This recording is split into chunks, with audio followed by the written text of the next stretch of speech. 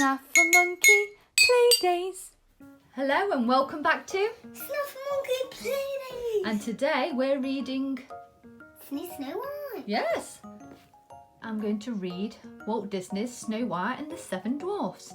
Now this is a really old book again, from my childhood, so you're probably talking the 1990's, and it used to come along with a little tape that you could play the songs, so to play Whistle While You Work and I-Ho while you were listening to the story being read out loud. Like you used to be able to get them in sets like this, all the cassettes.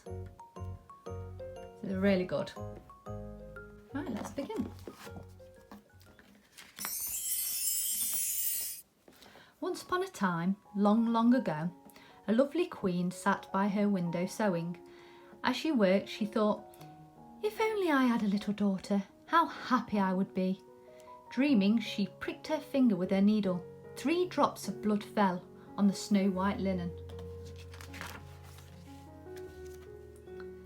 How lovely my little girl would be if she had lips as red as blood, skin as white as snow, and hair as black as ebony, thought the queen.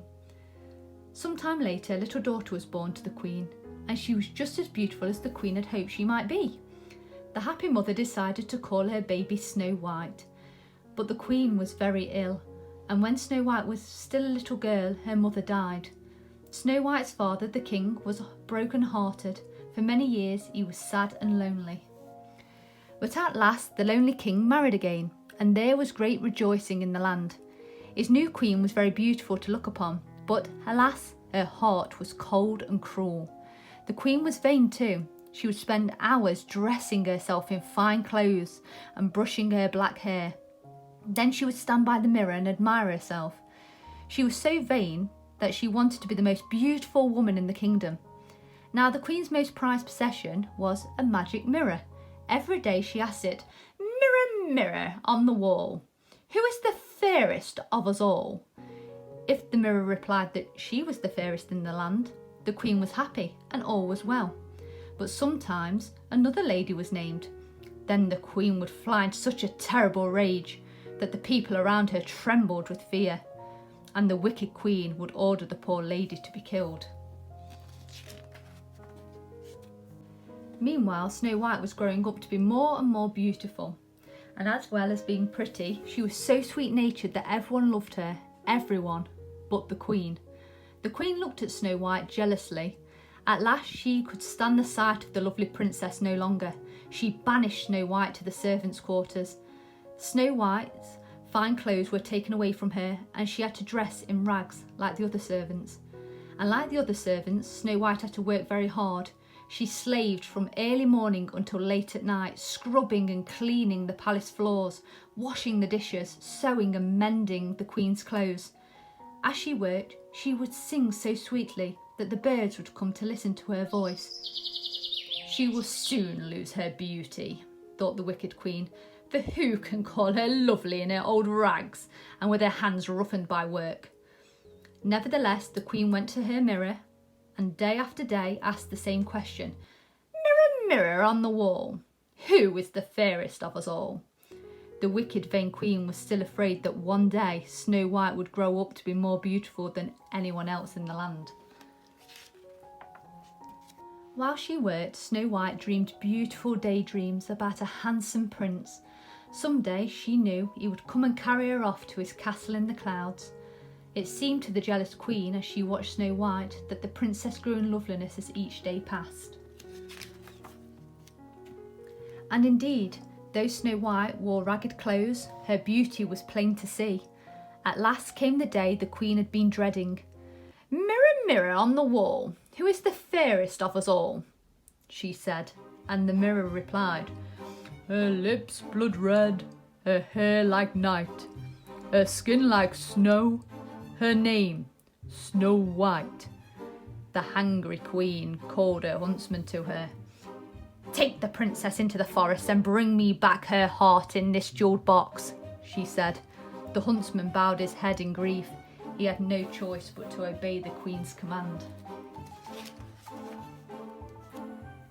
Off into the forest went Snow White and the huntsman next day. The princess, not knowing what was in store for her, skipped along beside the huntsman. now stopping to pick violets, now singing a happy tune. At last the huntsman, heartbroken, fell to his knees beside the princess. "I cannot kill you, princess," he said, "even though it is the queen's command. Run into the forest and hide, and never return to the castle." Alone in the forest, Snow White wept with fright, but she was not really alone, she found. All the little woodland animals were her friends, and chirping and chattering happily, they led her to a new home. It was a sweet little tiny little house in the woods. The animals showed Snow White, but no one was home, and she looked in the window. My, what an untidy sight met her eyes! The sink was piled with unwashed dishes, and everything was thickly blanketed with dust. "Maybe the children who live here need someone to help clean for them," said Snow White. "Let's clean their house." So in they went, and with the help of her new forest friends, Snow White soon had that little house spick and span. Then she went upstairs and fell asleep across the 7 little beds. As she slept, home from work came the 7 little men who lived in that house in the woods. "Hi-ho, hi-ho, it's home from work we go," sang the 7 little men, the 7 dwarfs. Then they saw their little house, just as Snow White had seen it, but they knew at once that something was changed. It was clean. Up the stairs crept the 7 dwarfs, and there they found Snow White just waking up. "Oh!" cried Snow White. "I know who you are." She had read their names on their beds. "You're Dopey and Sneezy and Happy and Grumpy and Dark and Bashful and Sleepy." Snow White told the dwarfs about the wicked queen's plot, and they insisted that she must stay with them. "Supper is not quite ready yet," said Snow White, who was very pleased to be asked to stay. "You'll just have time to wash." "Wash!" cried all the little men. They'd almost forgotten what the word meant, but they were soon scrubbed clean, and even Grumpy got a soaking. The 7 dwarfs soon grew to love Snow White and her merry ways. The next morning, instead of going to work in their mine, the 7 dwarfs decided to make a beautiful new bed for Snow White. The 7 little men would not have worked so happily if they could have seen beyond the forest. The wicked queen had learned that Snow White was still alive, and now disguised as an old woman, she was making her way to their very own house with a poisoned apple for Snow White. When the dwarfs had left Snow White that morning, they'd warned her to stay in the house. "Be careful of strangers," Grumpy had said, as Snow White kissed him goodbye.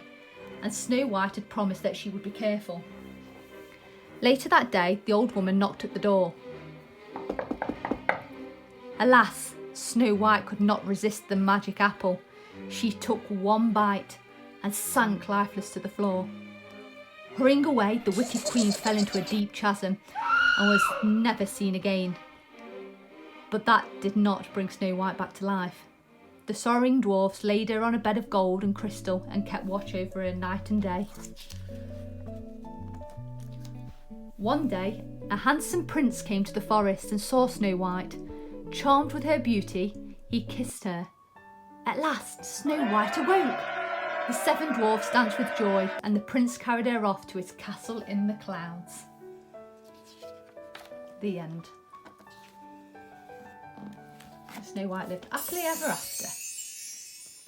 Well, I hope you've enjoyed that reading today of Snow White and the 7 Dwarfs. Did you like it, Snapple Monkey? Yes, I liked because like the movie, the details, the pictures. Yeah, it's really good at showing the pictures from the film, isn't it? Yeah.